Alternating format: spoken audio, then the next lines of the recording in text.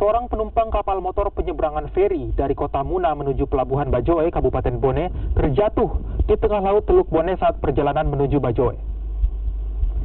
Dari data ASDP Cabang Bajoe, korban bernama Rifkah Khairunisa, asal Kolaka, Sulawesi Tenggara yang tengah melakukan perjalanan dari Kolaka menuju Makassar, Sulawesi Selatan dengan menumpangi kapal KMP Kota Muna.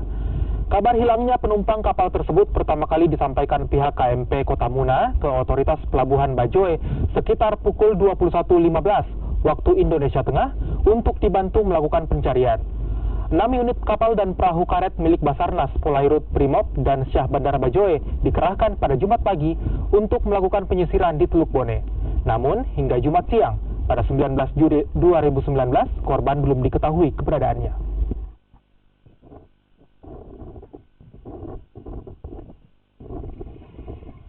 Salah satu penumpang kota Muna tujuan Kolaka Bajoe mengalami kecelakaan jatuh atau seperti apa.